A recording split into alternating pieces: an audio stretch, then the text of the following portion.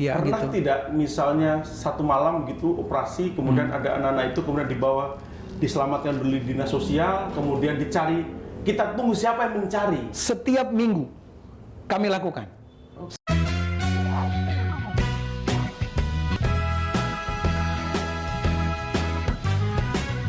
Waktunya kita bicara. Assalamualaikum warahmatullahi wabarakatuh. Selamat sore, sahabat Ombudsman. Ketemu lagi dengan saya, Mas Tri Susilo, dalam podcast Ombudsman Sultra.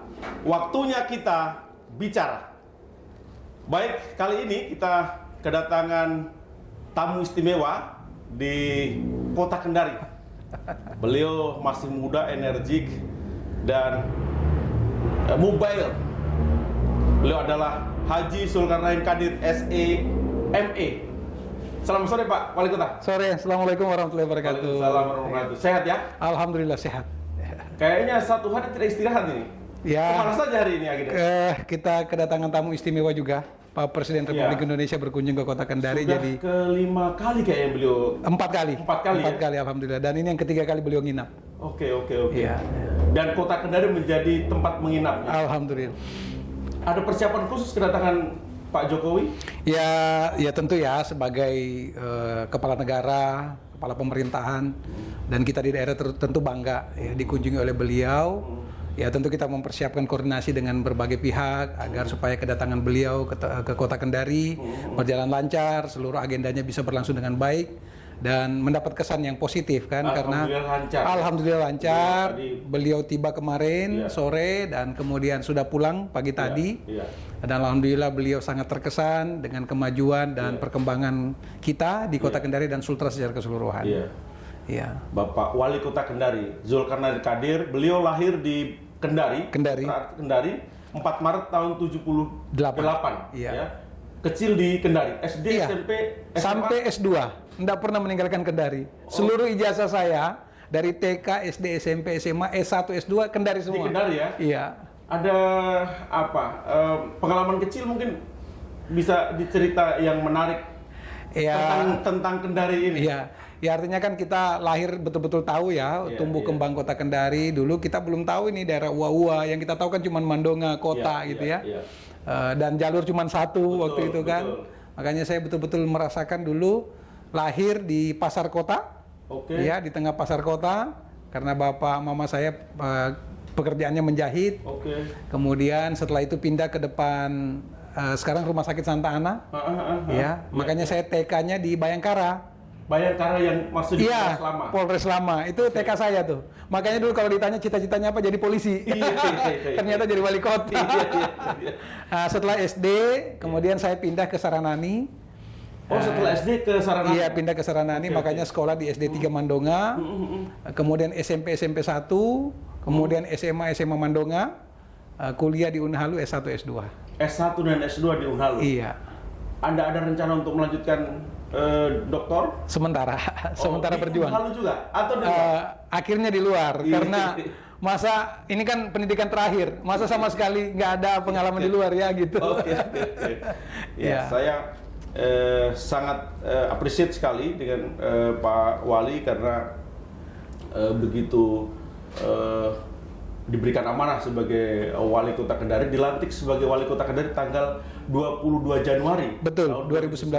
Betul sekali. Dan saat ini berpasangan dengan Ibu Siska Karina Imran. Iya, betul. Tanggal 22 Desember kemarin. Desember yang lalu. Januari yang lalu. Itu ada video yang beredar. Iya. Yang di situ perayaan hari ulang tahun Ibu Wakil Wali Kota yang dirangkaikan juga dengan Hari Ibu. Iya, betul. Dan di situ Pak Wali dikerubungi oleh ibu-ibu. Saya lihat ini Wali Kota paling gagas sekali kerubungan ibu-ibu itu. Iya. Yang menarik adalah saya mau kaitkan dengan organisasi kelembagaan di Pemkot. Di situ mulai dari Wakil Wali Kota, Sekda, OPD, bahkan di eselon 3-nya itu saya deteksi itu banyak perempuan. Di Capil itu cukup banyak perempuan di posisi eselon 3. Iya. Ada yang bisa dijelaskan di situ Pak Wali? Sebenarnya tidak ada yang istimewa, Iya. hanya bahwa ini membuktikan bahwa perempuan-perempuan Indonesia, khususnya perempuan-perempuan di Kota Kendari, ibu-ibu di Kota Kendari itu memang punya kapasitas, Oke. punya kemampuan. Saya ketika mempromosi, kemudian mengisi satu posisi jabatan di Kota Kendari ini tidak melihat gender, Oke. tidak melihat dia perempuan laki-laki, tapi Tetap harus diberikan kapasitasnya, Ya, oke. hasil tesnya, Oke. hasil asesmennya. Oke. Ketika memang yang bersangkutan layak bahwa dia kebetulan perempuan, ya itu haknya kita Oke, berikan. Oke. Karena bukan karena dia perempuan kemudian Bukan. didiskriminasikan. Bukan karena kita juga beri privilege, bukan. Strategis, Tidak. gitu. Kalau boleh tahu berapa jumlah saat ini Di total OPD yang Di eselon 2 sendiri 12 orang. 12 orang ya? Iya. 12 dari 42. Cukup banyak Sri Kandi yang mendampingi Banyak sekali, dan ada keunikan dari ibu-ibu Iya, ini dalam iya. bekerja.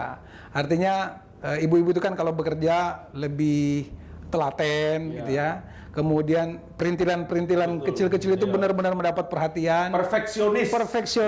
Betul Iya. sekali, dan kemudian seringkali lebih endurance-nya itu lebih, ya mungkin lebih sabar ya, mungkin karena lebih sabar, lebih ini, akhirnya pekerjaan itu relatif ya memuaskan buat saya gitu. Oke.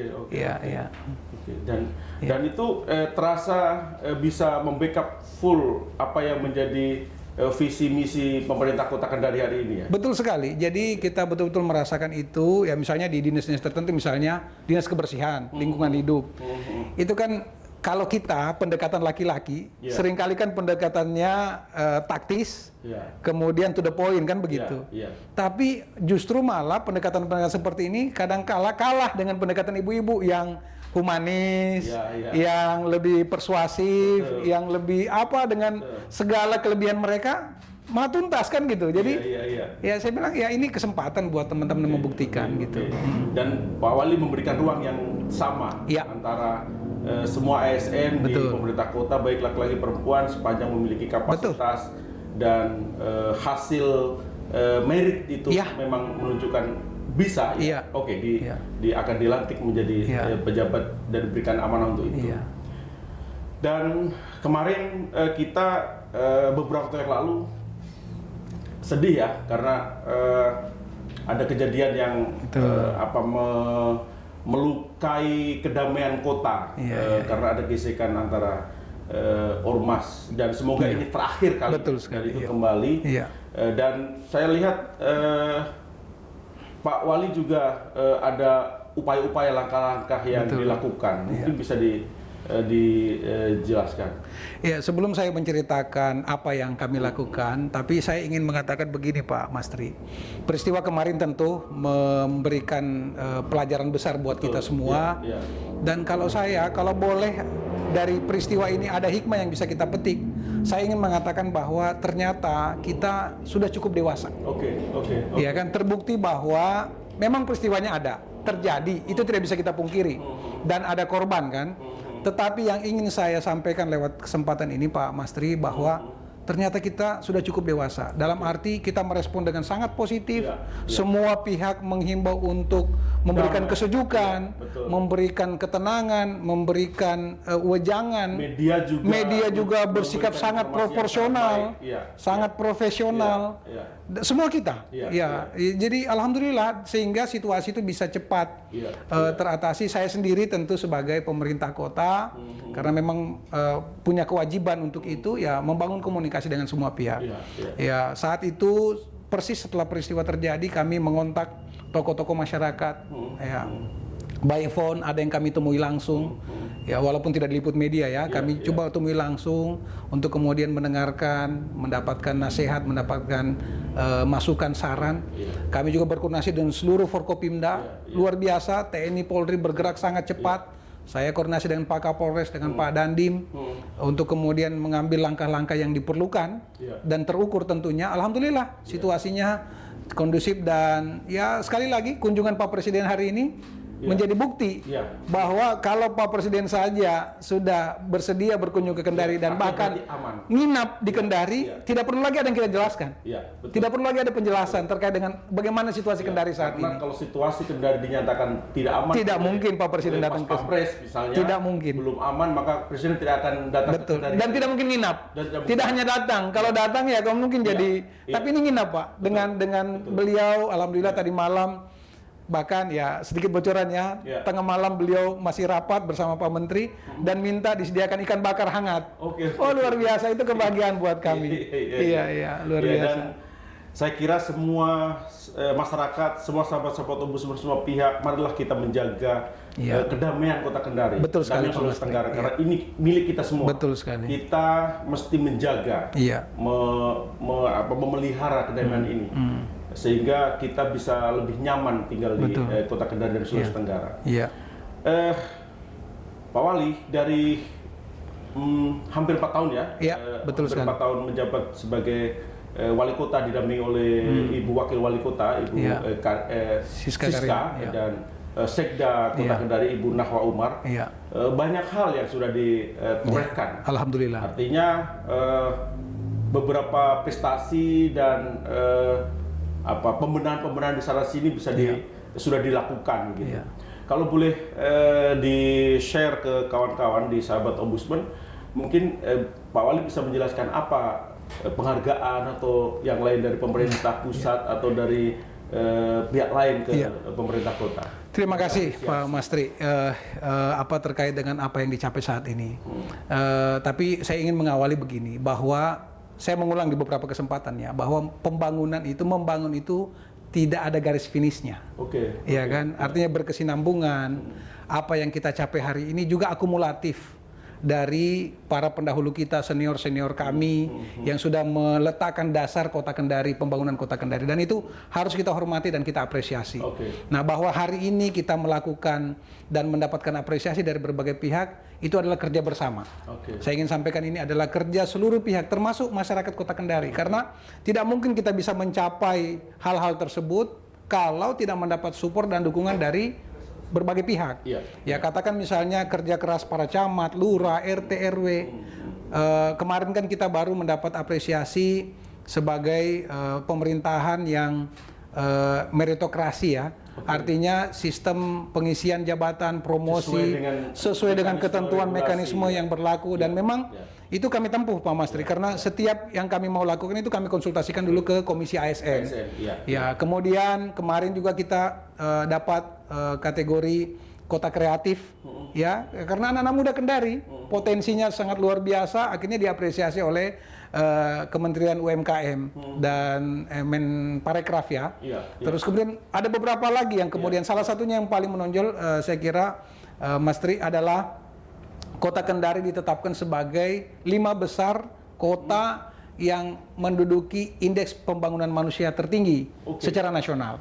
Itu kan luar biasa Pak Mastri. Artinya kita bisa mensejajarkan Kota Kendari dengan kota-kota besar lainnya di Indonesia. 5 besar nasional indeks pembangunan manusia. Itu kan 3 indikator kesehatan, pendidikan, dan ekonomi. Dan alhamdulillah 3 indikator ini kita ternyata cukup tinggi. Dan salah satu yang sering kali saya ungkap untuk menjelaskannya secara sederhana, saya bilang begini, kalau mau panjang umur tinggal di Kendari. Kenapa? Karena angka harapan hidup kita di Kota Kendari 73 tahun, Mas. Angka harapan hidup 73 tahun. Artinya kalau mau panjang umur tinggal di Kendari. Gitu. Itu bercandanya. Baik. Tapi ada hal yang mungkin harus kita diskusikan serius terkait dengan itu, beberapa capaian-capaian di pemerintah kota, tetapi ada catatan-catatan juga yang harus kita review kembali untuk ditingkatkan. Misalnya terkait dengan pembentukan beberapa perusahaan daerah di kota, dan itu terbentuk bukan saat ini tapi sudah cukup lama. Misalnya PDAM, PD Pasar, bahkan baru-baru dibentuk juga perusahaan daerah. Namanya apa? Perumda Kota Kendari aja. Jadi ada 3 perusahaan daerah yang dibentuk dengan masing-masing memiliki fungsi dan peran yang berbeda. Sebagaimana tujuan pembentukan Perumda atau Perusda adalah untuk yang pertama peningkatan pelayanan publik, sebagaimana yang diamanahkan ke Perumda itu, dan yang kedua memberikan kontribusi kepada daerah dalam bentuk PAD, karena setiap tahunnya pun daerah juga memberikan penyataan modal kepada Perumda itu. Tetapi beberapa katakan di PDAM, saya kalau untuk PD pasar mungkin nanti bisa kita, tapi kalau di PDAM sendiri beberapa waktu terakhir itu dinyatakan merugi, bahkan temuan di BPKP itu sakit. Bahkan Pak Wali waktu beberapa waktu yang lalu menyatakan sakit keras, PDAM sakit parah, sakit parah. Artinya kita tahu bahwa Pemkot tahu bahwa kondisi PDAM itu memang sedang sakit. Apa yang upaya apa yang dilakukan untuk menyembuhkan itu dan kemudian fungsi PDAM atau fungsi PD yang lain itu bisa lebih dirasakan oleh masyarakat? Jadi Mas Tri, saya ingin menjelaskan bahwa perusahaan daerah ini kan punya dua orientasi ya. Ada perusahaan yang memang didirikan untuk untuk servis publik, ya. Ada yang memang berorientasi profit oriented. Makanya kenapa kita kemarin menambah satu perusahaan daerah untuk memisahkan itu tadi. Karena kalau untuk PDAM itu kan servis publik, ya artinya kita tentu tidak berpikir profit oriented di sana, walaupun ada potensinya. Makanya kita bentuk perusahaan umum daerah Kota Kendari untuk mengcover untuk yang punya potensi profit. Gitu. Demikian juga PD Pasar. PD Pasar ini kan semi dia, artinya bisa juga servis, tapi bisa juga berorientasi profit. Nah, untuk perusahaan PDAM sendiri ini kan memang seperti saya bilang, kalau bisa diilustrasikan ini ICU. Ya, ICU. Sakit parah jadi sakit ICU. Parah sudah ICU. Artinya cuman memang tidak memungkinkan untuk kita tidak mungkin kita biarkan mati. Ya kan? Betul. Kita tetap harus berupaya. Betul. Nah, memang problemnya kan pertama, ini sarana prasarana pendukungnya sudah sangat tua. Ini dibangun sekitar tahun 70-an. Jadi usianya sudah sekitar 40-an tahun. Sehingga sangat kronis situasinya. Pompanya berfungsi tinggal satu dari 3 yang ada. Itu pun sering rusak. Kemudian tidak efisien pengelolaannya karena memang banyak kebocoran, tidak hanya kebocoran teknis, ya, karena pipanya sudah sangat tua. Kemudian beban pegawai yang terlalu besar. Jadi pernah kita mendapatkan rekomendasi dari BPKP bahwa seharusnya PDAM Kota Kendari yang ada saat ini pegawainya itu tidak boleh lebih dari 120 orang. Sekarang berapa pegawai? 300 lebih. Itu kan berarti 2 kali lipat beban. Belanja pegawai. Cuma kan tidak sederhana problemnya, Mas Tri. Karena misalnya kita mau berhentikan, ya kita juga harus memenuhi aturan hak-hak mereka. Undang-undang Ketenagakerjaan kalau kita perhatikan harus diberi pesangon. Dan kalau diberi pesangon itu angkanya tidak sedikit. Makanya ini butuh strategi, butuh pendekatan. Kemudian belum lagi kita berbicara tentang teknologi yang digunakan. Sudah sangat ketinggalan. Nah, makanya langkah yang kami lakukan pemerintah kota sejak tahun 2018 itu kita sudah memetakan dulu. Kita petakan dulu persoalannya apa. Nah, setelah kita petakan tadi itu sudah muncul, sekarang kita menawarkan solusi. Saya sudah bertemu dengan banyak pihak untuk bagaimana menyelesaikan PDAM ini. Alhamdulillahnya kemarin kita sudah bertemu dengan pihak yang ingin berinvestasi. Bayangkan dalam kondisi ini sakit keras, ICU bahkan. Tapi alhamdulillah kita bisa meyakinkan ada pihak ketiga, BUMN. Saya sebut saja ya, PT Adikarya, itu siap berinvestasi di PDAM kita. Karena memang diberikan mandatori oleh pemerintah pusat untuk mereka bergerak di bidang itu. Untuk pengairan? Untuk penyediaan air bersih. Ya, karena kan pemerintah pusat punya program 100-100 ya. 100 akses sanitasi, kemudian kosong kawasan kumuh, dan 100 akses air bersih. Karena itu kebutuhan dasar semua. Kebutuhan dasar. Nah, makanya alhamdulillahnya PD Adikarya sudah bersedia, bahkan angkanya sudah muncul berdasarkan analisa, kajian, dan sudah kita lakukan kurang lebih 1 tahun. Itu sudah keluar analisa, mereka siap berinvestasi dengan nilai 380 sekian miliar untuk mengganti intake, ya, dengan jaringan perpipaan dan sampai ke rumah-rumah masyarakat. Hanya ada satu kendala, Mas Tri, sumber air baku kita. Sumber air baku kita kan tidak ada di dalam Kota Kendari. Semua ada di Konawe. Adanya di Kabupaten Konawe. Dan itu bukan kewenangan kami. Sudah lebih dari 1 tahun kami sudah mengajukan izin, tapi mungkin dengan berbagai pertimbangan belum diberikan izin untuk membangun intake dari di pemerintah Kabupaten Konawe. Apakah pemerintah provinsi tidak membantu memfasilitasi proses ini? Sudah, tapi mungkin belum ada hal yang clear atau apapun ya. Nanti mungkin bisa pemerintah Konawe yang menjelaskan. Yang jelas kami sudah mencoba untuk memenuhi berbagai persyaratannya.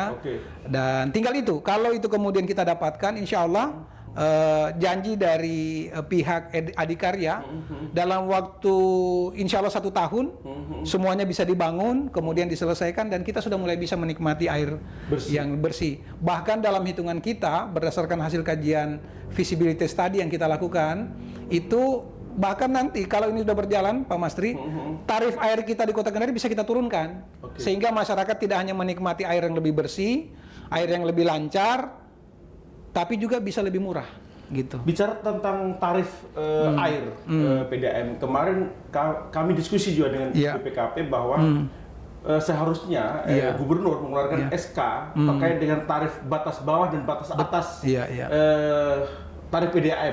Itu menjadi acuan untuk di Provinsi Sulawesi Tenggara, sehingga PDAM dalam menentukan tarif itu ada payung hukum dalam penentuannya. Mungkin itu nanti akan juga kita akan dorong ke terima kasih Mas Tri kalau itu ditetapkan. Tapi kalau terkait dengan intik tadi, saya kira ini serius dan perlu didudukkan dengan cukup baik dengan lintas pemerintahan. Bahkan kami sudah minta di mediasi oleh Kementerian Dalam Negeri. Iya, supaya ini ada titik temu. Kira-kira apa persyaratan yang harus kami penuhi sebagai pemerintah Kota Kendari, demikian juga misalnya pihak investor, dalam hal ini PT Adikarya, kira-kira apa lagi yang harus dipenuhi sehingga kita bisa mendapatkan tadi izin untuk membangun intake, karena lokasinya sendiri kita sudah bebaskan. Ya, pemerintah kota sudah membebaskan, sudah membeli dari masyarakat, tinggal izin untuk kemudian membangun itu termasuk amdalnya. Gitu. Saya kira ini menarik sekali. Ini menjadi perhatian, termasuk perhatian Ombudsman, saya kira kita akan coba mengurai seperti apa yang bisa kita lakukan. Saya malah berterima kasih Mas Tri undang dan membahas ini. Ini supaya masyarakat juga tahu bahwa kondisinya seperti itu. Sehingga kami dari Ombudsman juga nanti akan coba membantu memfasilitasi menindaklanjuti. Kalau perlu pertemuan, nanti Ombudsman akan mengundang pemerintah Kabupaten Konawe dengan pemerintah Kota Kendari, mungkin dengan pemerintah provinsi untuk kita mendudukan ini. Terima kasih Mas Tri. Seperti apa konklusinya? Betul sekali. Konklusi yang terbaik untuk masyarakat Sulawesi Tenggara, masyarakat Kota Kendari, dan mungkin Konawe nanti bisa mendapatkan manfaat dari ini, kalau misalnya ini harus disalurkan juga ke Konawe, atau yang di Konawe yang di sekitar Kali Pohara misalnya. Dalam diskusi kita Mas Tri, waktu itu dalam proses itu pengajuannya, kita sudah menyampaikan, bahkan kita sudah jelaskan ke DPRD Kabupaten Konawe bahwa nanti masyarakat sekitar di tempat intake ini berada, itu nanti bisa menikmati air bersih yang dibangun, gitu. Bahkan kita subsidi, gitu. Jadi itu sudah kita tawarkan. Dan insya Allah kalau hitungan kita tidak meleset, 3 tahun setelah intake ini dibangun, itu PDAM Kota Kendari sudah bisa masuk kategori sehat. Tidak lagi sakit, sudah bisa masuk kategori sehat. Karena kemarin data dari BPKP dari 12 PDAM di Sulawesi Tenggara hanya 1 yang sehat, yaitu PDAM Kabupaten Buton Selatan. Karena baru. Mungkin belum ada beban masa lalu. Bisa jadi begitu. Kita coba lihat kalau PD Pasar, apakah selama ini kontribusi ke daerah sudah ada nggak Pak Wali? Jadi sebenarnya kalau PD Pasar ini bisa dikategorikan lumayan sehat. Artinya kalau kategori lumayan sehat itu kan minimal tidak membebani daerah. Artinya kalaupun kontribusinya belum signifikan, tapi minimal tidak membebani daerah. Artinya bisa hidup sendiri. Bisa hidup sendiri tanpa harus kita subsidi, tanpa harus kita suntik setiap waktu. Bahkan sebenarnya sudah ada kontribusinya, walaupun mungkin belum memenuhi ekspektasi kita sebagai sebuah perusahaan yang kita anggap punya potensi gitu. Tapi alhamdulillah sudah. Cuman memang Mas Tri, untuk 2 tahun terakhir karena pertama COVID sehingga memang tidak bisa kita berharap banyak. Yang kedua, memang ke depan kalau saya masih sedang mentara, makanya sekarang ini sudah ada instruksi dari Kementerian Dalam Negeri untuk seluruh perusahaan daerah itu berubah nama menjadi perusahaan umum daerah. Perusahaan umum daerah. Umum daerah, jadi tidak lagi berupa PD, tapi sudah menjadi perumda. Seperti itu. Nah, ini sementara kita proses. Kenapa? Karena ke depan kita sudah harus berorientasi digital. Betul. Nah, ini kan sekarang termasuk pasar-pasar kita. Ini kalau kita tidak pintar membangun infrastrukturnya ke depan, maka kita bakal ketinggalan. Karena apalagi kota ya. Menuju ke digitalisasi layanan. Makanya alhamdulillah kemarin kenapa kita dapat apresiasi dari Kementerian Perdagangan khusus untuk Pedis Market. Karena kita bekerja sama dengan Bank Indonesia untuk mulai merintis pasar digital. Pasar digital. Kita mulai memperkenalkan ke masyarakat bahwa ke depan atau mulai saat ini ada loh pilihan, masyarakat tidak perlu datang berpayah-payah ke pasar secara langsung, bisa lewat online. Ada platform yang kita sediakan, bekerja sama dengan provider transportasi online, itu yang kemudian bisa memfasilitasi masyarakat. Jadi kita berusaha untuk tidak menghilangkan cita rasa pasarnya. Cita rasa pasar itu kan identitasnya Mas Tri, tawar-menawar. Ibu-ibu kan tidak puas kalau tidak nawar. Nah, di platform ini kita sediakan. Beda dengan platform online lainnya itu kan biasanya harganya fix. Tidak ada lagi tawar-menawar, harganya fix. Ada diskon. Iya, ada diskon. Itu pun ditentukan oleh penyedia. Kan begitu. Tapi ini betul-betul ada interaksi antara pedagang dan pembeli. Kita sediakan platformnya. Ini yang kemudian dapat apresiasi kemarin dari Kementerian Perdagangan. Jadi kalau ada masyarakat bertanya, online tapi bisa tawar-menawar. Betul. Jadi kemarin kalau ada masyarakat yang bertanya, kenapa bisa pasar kok seperti itu modelnya dapat penghargaan? Ini poinnya di situ, Mas Tri. Yang mungkin masyarakat tidak banyak tahu. Gitu. Baik, Pak Wali. Karena ke depan, kalau dulu kita mau memenuhi kebutuhan kita kan yang teringat ke pasar atau ke toko. Bener nggak, Mas Tri? Generasi kita, kolonial. Betul. Tapi generasi milenial sekarang, begitu mereka ada kebutuhan, apa yang dilakukan? Buka gadget. Sekarang buka aplikasi, beli apa? Beberapa saat ke depan, datang di depan pintu. Betul. Itulah prototipe dan profil aktivitas ekonomi masyarakat kita ke depan. Makanya saya juga mewanti-wanti PD pasar kita harus siap menangkap peluang itu. Kalau tidak mau ketinggalan. Gitu. Tidak boleh lagi berorientasi konvensional. Walaupun ini tetap tidak ditinggal, tapi kita harus mulai bisa mengadaptasi itu.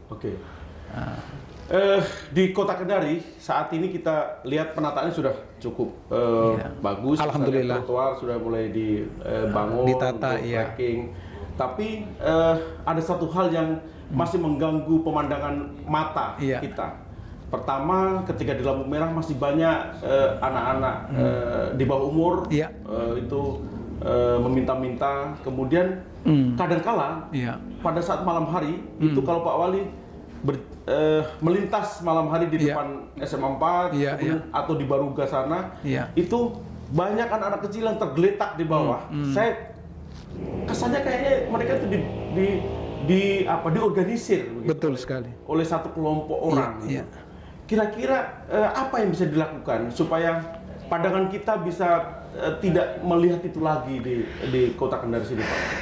Terus terang miris ya, Mas Tri. Saya juga kalau mendapatkan informasi bahkan menyaksikan langsung memang jadi kalau kita melihat fenomena ini kan bukan fenomena sosial biasa. Betul. Ini fenomena sosial yang cukup kompleks, yang pendekatannya tidak boleh hanya dari satu sisi. Ya, jadi kami juga sudah membentuk tim khusus terkait dengan penanganan anak jalanan ini. Itu gabungan Dinas Sosial, kemudian Polres Kendari, Dinas Pemberdayaan Anak, dan kemudian Satpol PP. Itu kita sudah buat tim gabungan yang memang sampai hari ini kita masih menyempurnakan pendekatannya. Karena memang ternyata kan seringkali kita menduga ini hanya problem ekonomi, padahal ternyata tidak. Seperti sekali lagi saya sampaikan bahwa ini problem kondisi sosial yang sangat kompleks. Ya, di sana ada broken home. Ya, di sana ada anak-anak kita yang tadi diorganisir oleh pihak-pihak tertentu yang mengambil keuntungan. Bahkan kami menemukan, Mas Tri, bayangkan ada anak yang digendong di tengah keramaian kendaraan kota bisa tidur nyenyak. Kan tidak mungkin, tidak masuk akal. Betul. Iya, ini kalau tidak ada minta maaf, ada tindakan khusus terhadap anak ini, apakah itu karena diberikan obat tertentu yang kemudian dia akhirnya bisa tertidur lelap atau apapun, ini sedang kita usut. Dan kita sudah menemukan beberapa kelompok, dalam tanda petik ini bergantian, yang ternyata diorganisir dari luar kota Kendari. Iya, ini ada beberapa kelompok, saya sebutkan saja ya, dari Makassar, kemudian dari Ambon, dari Manado, ini masuk ke kota Kendari. Insya Allah bersama tim tadi, ini sementara kita petakan, kita akan coba mencari siapa otak intelektualnya, siapa pelakunya, pidana, karena betul, eksploitasi anak, betul sekali. Eksploitasi anak. Sedih sekali kita melihat, makanya saya ingin menghimbau kepada masyarakat. Ini juga kan muncul karena ada demand dan supply. Kalau kita bicara teori ekonomi ya, betul. Ini ada demand supply-nya. Makanya saya menghimbau kepada masyarakat dengan kerendahan hati. Bukan berarti kita tidak mau menyumbang, betul, tidak mau membantu. Bukan berarti kita mematikan hati nurani, bukan berarti kita tidak peduli, bukan berarti kita tidak berempati. Tetapi mohon jangan memberikan sumbangan di pinggir jalan. Karena dengan begitu ini berarti kita terus menghadirkan suasana seperti ini. Karena kan ini mental, Pak Mastri, ingin mendapatkan uang instan, mendapatkan penghasilan dengan cara-cara yang gampang, dan memang luar biasa, Mastri. Setelah kita teliti atau kemudian kita telusuri, ada pihak-pihak yang kemudian kehidupannya di kota ini biasa saja atau bahkan nampak seolah-olah susah. Ternyata mereka punya aset yang luar biasa. Iya, setelah kita telusuri, dan ini itu tadi dimanfaatkan. Makanya saya menghimbau dengan baik, kalaupun mau menyumbang, sumbanglah ke lembaga-lembaga, yayasan-yayasan yang resmi, yang bisa dipertanggungjawabkan, yang jelas pembinanya, yang kita tahu pemanfaatannya sangat jelas dan bisa dipertanggungjawabkan. Jadi itu harapan saya, supaya mari sama-sama kita mengambil bagian dalam penuntasan problem ini. Artinya ini bukan hanya bagian tugas dari pemerintah kota, betul sekali, tapi kita semua masyarakat kota Kendari untuk menahan diri, untuk tidak memberikan sesuatu kepada mereka yang ada di pinggir jalan itu, karena bisa jadi mereka memang tidak membutuhkan, tapi mereka dimanfaatkan oleh pihak lain untuk mendapatkan hasil. Iya, itu tadi membangun mental. Jadi membangun mental anak-anak kita ini, dibuat mentalnya untuk kemudian tidak mau bekerja, tidak mau meningkatkan kemampuannya karena ternyata mudah dapat uang itu, berdiri aja di pinggir jalan. Bayangkan Mas Tri, kalau dia berdiri, ada yang setiap kita memberikan Rp1.000 sehari, katakan ada yang memberikan sampai 200 orang, kan 200.000. Betul. Itu gajinya pendapatannya kalah dengan gaji eselon 4A gitu kan. Dan sekarang susah cari uang 1.000, Pak. Betul, iya. Yang ini mau 2.000, 5.000. Bahkan saya kadang-kadang lihat ada yang nyumbang 50.000. Iya kan? Karena kita ternyuh secara kemanusiaan. Betul. Kalau kita melihat anak-anak tergeletak, biar bagaimanapun kita tidak mau menjadi menyumbang. Itulah yang dimanfaatkan oleh mereka ini, Pak Mastri. Itulah yang dimanfaatkan oleh mereka ini, bahwa kita tidak pungkiri memang ada warga kita yang memang kesusahan, kesulitan. Tapi biarlah kami pemerintah nanti yang menangani itu lewat dinas sosial. Karena sudah banyak program dari kementerian dari pemerintah pusat, baik itu berupa Kantor Indonesia Pintar, Kartu Indonesia Sehat, kemudian ada Jamkesda dan seterusnya. Itu saya kira bisa menangani. Pernah tidak misalnya satu malam gitu operasi, kemudian ada anak-anak itu kemudian dibawa, diselamatkan dulu di dinas sosial, kemudian dicari, kita tunggu siapa yang mencari? Setiap minggu kami lakukan. Setiap minggu kami lakukan, dan sudah banyak Pak yang kami bina, kami pulangkan. Ada yang kami pulangkan ke NTT, ada yang sudah 20 tahun tidak bertemu keluarganya, itu kami pulangkan, kami fasilitasi, kami biayai untuk kemudian pulang. Tapi ternyata memang ini tidak satu kelompok, Mas Tri. Satu kita tangani, muncul kelompok yang lain. Satu kita tangani, muncul kelompok yang lain. Tapi insya Allah kita tidak berdiam diri, kita tidak menyerah, kita terus berupaya, kita terus bekerja. Mudah-mudahan nanti ini kita akan menemukan solusinya. Kita nanti menemukan format bagaimana cara agar tidak lagi kita temukan pemandangan seperti yang kita saksikan itu. Oke, baik. Kita rehat sedikit, ada game yang diskusinya agak berat ya. Makanya kita relax sedikit. Mungkin silakan. Saya minum sedikit. Silakan. Luar biasa. Ya, game ini sebenarnya game memilih antara waduh, ini yang susah nih. Ya, dan itu harus cepat. Jadi, kalau bisa jangan pakai memikir terlalu lama. Gitu. Iya, siap. Ya. Yang pertama, siap. Oke. Yang pertama, membaca atau olahraga? Membaca. Kenapa membaca? apa ya, ya makanya saya berkacamata Mas Tri. Karena memang bagi saya itu membaca itu apa ya, kita jendela mendapat dunia. Iya, jendela dunia, dan kita tidak perlu mengalami untuk bisa mengetahui. Ya, membaca itu kan membantu kita untuk memahami sesuatu tanpa harus mengalami. Karena kan kalau kita harus alami dulu, bagaimana berapa panjang waktu yang harus kita lewati, Mas Tri. Dalam satu bulan berapa buku yang dibaca? Sejak dapat tanggung jawab ini memang agak berkurang ya, karena dituntut lebih banyak ke masyarakat. Tapi sebelumnya saya mewajibkan diri saya 1 bulan 1 buku minimal. Ada tokoh penulis yang menjadi idola? Saya kalau bukunya ini keluar harus beli. Tidak sih, karena memang banyak. Tapi saya itu suka dengan buku-buku biografi. Biografi tokoh-tokoh. Pengalaman-pengalaman. Betul sekali. Saya baca bukunya Pak Habibie, Bill Gates, kemudian bahkan Donald Trump, Obama, itu kan menginspirasi.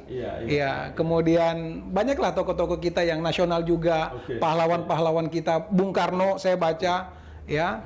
Api Perjuangan itu kan luar biasa bukunya beliau. Terus kemudian bukunya Koperasi sebagai pilar ekonomi Indonesia, Bung Hatta, itu keren Pak, buku-buku itu, waduh. Tapi ada satu, kalau saya suka juga novel, dan sampai sekarang saya kalau ditanya buku favorit, Tenggelamnya Kapal Van der Wits. Nah, itu kan zaman-zaman kita ya. Saya SMP tuh udah baca itu, buku setebal ini, novel keren. Saya selesaikan dalam waktu 2 minggu. Saya baca tapi tidak selesai. Selesai dalam waktu 2 minggu. Tapi saya selesaikan nonton filmnya, Pak. Wah, kalau nonton film enak, tapi baca bukunya lebih mendalam, Pak. Karena dengan baca buku itu kita belajar sastra. Kita belajar bagaimana kebudayaan. Ya, saya jadi mengerti tentang budaya Minang, budaya Bugis lewat buku Tenggelamnya Kapal Van der Wits. Literasi orang Indonesia itu lemah, rendah. Lebih banyak mendengar. Iya, karena itu kan lebih instan. Tapi saya senang sekali. Jadi banyak novel-novel ketika cinta bertasbih, ya kan segala macam itu. Ada juga novel Latahzan itu kan keren itu, enak untuk kemudian kita mendapatkan perenungan. Seperti saya bilang tadi, tidak perlu mengalami untuk mengetahui. Banyak pengalaman-pengalaman bisa dipetik dari membaca buku. Yang baca buku biografinya Pak Habibie kan keren Pak, luar biasa tuh. Kalau beliau, saya juga baca. Yang paling keren dari beliau itu jok-joknya. Wah, itu menginspirasi sekali. Karena tidak sekedar kelucuan yang beliau angkat, tapi ada pesan moral, dan itu kadang-kadang tidak bisa kita bantah. Kenyataan gitu. Luar biasa.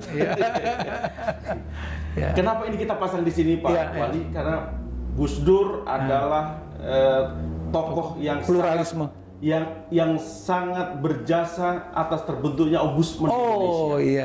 Iya. Pada saat beliau menjadi itu poin yang saya belum dalami. Beliau membentuk Komisi Ombudsman Nasional sehingga kami sangat menghargai beliau sebagai Bapak Ombudsman Indonesia. Walaupun ini belum ditetapkan oleh negara, tapi kami dari Ombudsman menganggap bahwa Gus Dur adalah sebagai Bapak. Kita harus menghargai setiap karya, setiap legacy yang ditinggalkan, dan saya kira legacy besar yang beliau tinggalkan. Kita doakan. Satunya adalah Ombudsman. Saya kira Gus Dur. Betul. Oke, kita lanjut. Yang kedua, ini game tapi serius juga akhirnya. Aduh. Jadi jawabnya harus serius. Yang kedua, kopi atau teh? Teh ya. Nggak ngopi memang. Baru sekarang, baru mau belajar ngopi. Karena memang di keluarga ya, saya keluarga memang dari kecil kita. Ada tradisi setiap. Tidak juga. Cuman dulu karena ekonomi susah. Untuk sarapan itu tidak bisa menyediakan sarapan, minimal teh. Nggak ada kuenya. Yang penting perut nggak kosong, terisi hangat. Mau berangkat sekolah minimal air panas.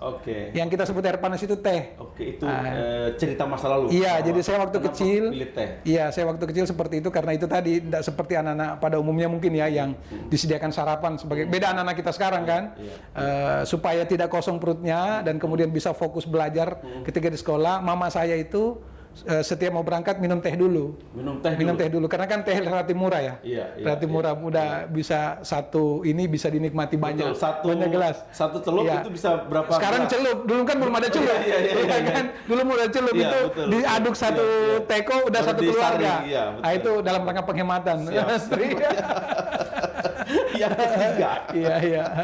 Yang ketiga, goes atau futsal? Goes ya. Iya. Karena Pak Wali sebagai ketua ISI Sulawesi Tenggara. Tidak hanya itu juga. Kalau futsal di usia kita sekarang rasanya sudah tidak relevan. Ya, saya udah pernah cedera, udah 2 kali cedera, nggak berani lagi. Kalaupun futsal cari lawan yang setara lah. Tidak. Futsal dipakai untuk bisnis saja. boleh. Sebagai usaha. Iya. Tapi goes ya saya kira karena begini. Kalau goes itu kan tidak butuh lawan. Kita berhadapan sama diri sendiri. Betul. Kapanpun kita mau ada waktu bisa jalan. Kalau futsal harus ngumpul 10 orang untuk bisa main kan. Apalagi sepak bola lapangan besar itu butuh banyak. Kalau goes begitu sempat 5 menit sudah bisa. 10 menit sudah bisa jalan. Bisa sendiri dan tidak perlu mengalahkan siapapun. Kita mengalahkan diri sendiri. Karena begitu capek kita berhenti. Begitu ini ya sudah bisa istirahat. Tapi kalau futsal semakin tertantang adrenalinnya naik kan bisa memicu fisik kita. Kalau goes itu bisa menjadi budaya kita. Betul sekali. Ke sekolah, ke kantor, ke mana mau gunakan sepeda, maka itu juga kesehatan kita bisa terbentuk. Tapi ada juga filosofi sepeda, Pak. Sepeda itu ada pesan yang luar biasa. Apa itu? Anda harus terus maju. Karena kalau Anda berhenti, Anda jatuh. Anda harus terus mengayu. Berjuang untuk mengayu, karena kalau Anda berhenti, Anda jatuh.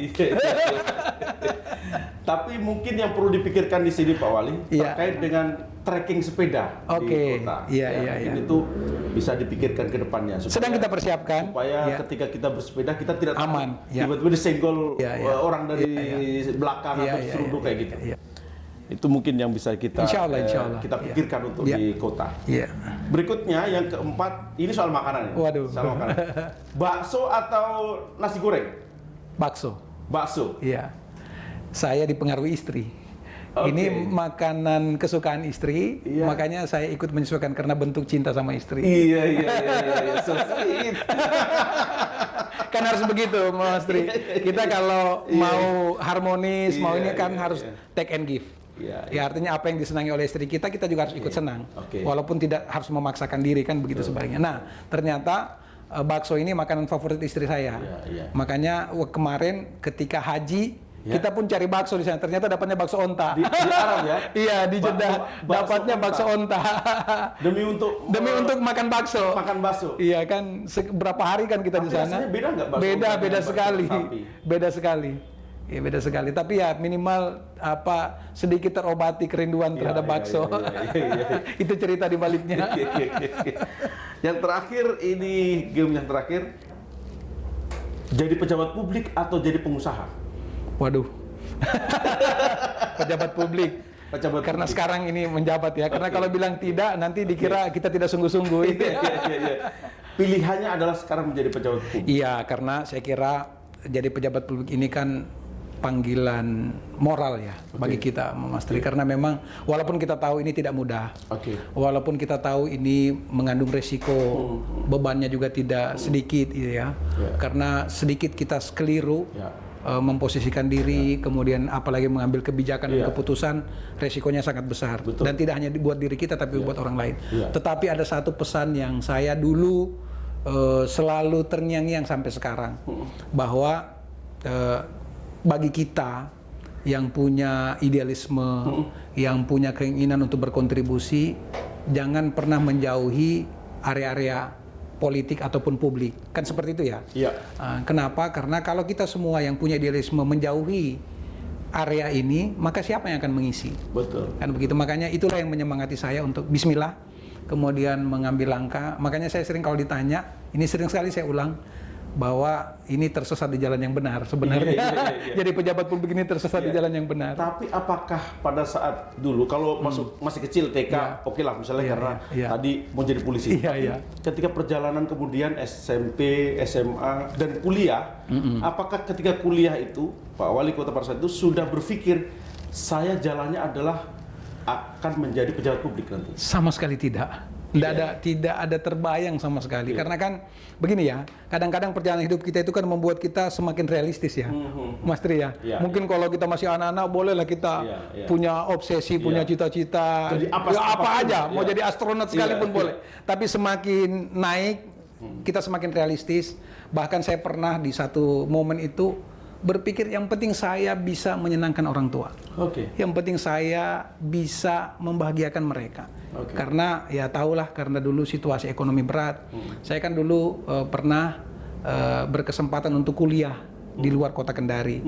Tapi karena kondisi orang tua yang kondisinya masih sakit dan belum bisa pulih sepenuhnya, ya saya sebagai anak yang sendiri laki-laki, kakak merasa punya tanggung jawab untuk itu, makanya saya mengurungkan cita-cita untuk keluar Kendari dan melanjutkan sekolah terus di Kendari, berkuliah di Kendari, walaupun saya harus beralih jurusan. Ya dulu kan pengennya teknik, hobi sekali dengan. Dulu belum ada teknik ya, tahun 93 di 96. Ya ada tapi ya diploma. Ya belum S1. Ada fakultas teknik ada tapi baru diploma. Akhirnya saya beralih ke akuntansi. Tetap hitung-hitungan karena saya senang angka, Mas Tri. Senang sekali dengan angka. Jadi ya gitu. Jadi itu ceritanya, sehingga ya sudahlah ya kita jalani. Ternyata memang Allah punya rencana. Kita menjalani saja. Baik, ini kalau kita lihat waktu, Pak Wali Kota menjabat sebagai Wali Kota itu sisa Oktober 2022. 1 tahun ya. Betul. Oktober 2022 berakhir. Kalau boleh, mungkin menyampaikan gitu. Apa sebenarnya obsesi atau bayangan Wali Kota Kendari untuk beberapa tahun ke depan? Kota Kendari itu seperti apa? Saya kira ini tidak hanya menjadi obsesi saya ya, tentu obsesi dan cita-cita seluruh masyarakat Kota Kendari, karena potensi kita sangat besar, peluang kita sangat besar. Saya bahkan berani mendeklar ketika punya kesempatan speech di depan forum internasional di Penang, Malaysia. Ketika itu saya cuma dikasih waktu 5 menit dengan banyak pembicara, saya bingung mau menyampaikan apa. Akhirnya supaya bisa mendapatkan atensi dari publik dan clear pesan saya langsung sampaikan. Saya datang dari kota masa depan dunia. Saya declare seperti itu, Mas. Ya, akhirnya orang kan jadi ini orang dari mana? Tiba-tiba menyatakan diri sebagai dari kota masa depan dunia. Kota masa depan. Kenapa? Saya katakan sekarang dunia sedang bergeser, shifting dari pengelolaan energi dari fosil ke terbarukan. Betul. Ya kan? Itu sudah menjadi tren dunia sekarang ini. Dan kemudian salah satu yang menjadi industri utamanya adalah baterai. Komponen utama baterai itu adalah nikel. Dan nikel itu saya bilang ada di daerah saya. Deposit terbesarnya ada di Sulawesi Tenggara dan ibu kotanya Kota Kendari. Itulah kota saya. Terima kasih, saya tutup waktu itu. Dan luar biasa responnya. Setelah forum itu semua pada datang, minta kontak, minta komunikasi, tapi harus kita urungkan karena COVID tiba-tiba datang. Kejadian waktu saya 2020 Januari saya speech di Penang, dan kemudian Maret 2020 COVID terjadi, terpaksa kontak-kontak itu semua masih kontak sampai sekarang, masih ada beberapa yang melanjutkan kontak. Beberapa ini saya bilang tunggu COVID-nya reda, kami tunggu di Kota Kendari. Sekarang untuk di Kota Kendari 0 ya? Alhamdulillah sudah 3 bulan. 3 bulan sudah zona hijau, tidak ada kasus lagi, tidak ada pasien lagi. Tapi tracing tetap kita lakukan, Untuk vaksin? Alhamdulillah capaian vaksin kita per hari ini 82%. Untuk vaksin 1? Vaksin 1, vaksin 2 di atas 60%. Iya. Cukup menggembirakan, tapi kita jangan cepat puas, tetap harus disiplin protokol kesehatan. Betul, tetap harus prokes, tetap kita disiplin menjaga kesehatan, dan tentunya harus rajin cuci tangan. Betul sekali, iya. Yang terakhir, ini apa? Semakin deg-degan saya. Statement lah gitu ya. karena sisa waktu yang belum tidak cukup 1 tahun, Iya. gitu, apa kira-kira hal-hal yang belum dicapai, yang belum diselesaikan, dan itu harus terselesaikan di penghujung periode Pak Wali? Ya seperti saya bilang tadi, pembangunan itu tidak ada finishnya, Mas Tri. Tetapi paling tidak apa yang sudah kami mulai, insya Allah akan kami rampungkan semuanya di tahun 2022. Kantor wali kota insya Allah kita akan rampungkan itu secara fisik ya. Kemudian taman kota juga insya Allah kita akan rampungkan. Mall pelayanan publik kita akan hadirkan. Terus kemudian beberapa pelayanan digital kita yang masih butuh penyempurnaan seperti Laika, kita akan rebranding New Laika. Kita akan hadirkan juga. Tetapi kalau saya, Mas Tri, ingin menyampaikan bahwa pembangunan itu kan ukurannya kepuasan publik. Artinya kita meraih ribuan penghargaan pun kalau kita tidak bisa menghadirkan kepuasan publik, walaupun kita juga paham kepuasan itu kan relatif ya, tapi minimal ada sesuatu yang bisa kita ukur, ada sesuatu yang bisa kita tunjukkan bahwa kan yang penting progres menurut saya. Bukan apa yang dicapai, tapi progresnya. Misalnya saat ini kita masih di sini, kemudian besok kita di sini, itulah capaian kita. Dan kalau saya itu yang ingin kita wujudkan di tahun 2022. Mudah-mudahan seperti saya bilang tadi, pembangunan itu kan rangkaian akumulatif karya banyak orang. Bukan dan hanya hasil kerja bareng dan kerja akumulatif dari awal dulu Kendari berdiri. Tidak bisa kita katakan bahwa ini hanya hasil kerja kita. Jadi karena penghargaan kepada orang-orang terdahulu, senior-senior kita, ya tokoh-tokoh yang sudah memberikan sumbangsinya, karyanya baik yang dikenal publik maupun yang tidak. Karena kan banyak juga orang yang tidak disebut, tetapi sesungguhnya punya jasa besar terhadap daerah ini. Semuanya kita doakan, semuanya kita hargai, semuanya kita apresiasi. Mudah-mudahan dengan begitu semua yang kita lakukan ini memberikan berkah. Karena menurut saya kita tidak boleh menepuk dada. Kita tidak boleh menyatakan bahwa ini hasil kita. Karena ada yang maha kuasa di atas. Kita kan hanya berencana, Mas. Katakan kita berhasil menghadirkan ini. Tapi kalau yang di atas tidak meridhoi, boleh jadi ini mungkin secara fisik hadir, tapi bisa jadi menjadi beban buat generasi kita selanjutnya. Makanya selain kita bekerja, tapi kita serahkan juga kepada Yang Maha Kuasa. Kita berdoa mudah-mudahan apa yang kita hadirkan ini memberi manfaat. Gitu. Terima kasih. Sama-sama, Mas Tri. Luar biasa kita Saya diskusi lega dengan Wali Kota Kendari, Haji Zulkarnain Qadir SEME. Sahabat Ombudsman, banyak hal yang bisa kita petik hasil diskusi kita kali ini, bahwa bekerjalah dengan ikhlas dan hargailah karya-karya pendahulu-pendahulu kita. Insya Allah karya kita juga akan dihargai oleh orang-orang di masa yang akan depan. datang. Demikian, sampai ketemu ke podcast berikutnya. Dan jika ada saran, kritik, silakan nanti dimasukkan dalam kolom komentar di podcast ini. Sekali lagi terima kasih. Sama-sama, Mas Tri. Saya terima kasih. Dan saya tutup. Terima kasih. Assalamualaikum warahmatullahi wabarakatuh. Dan waktunya kita bicara. Luar biasa.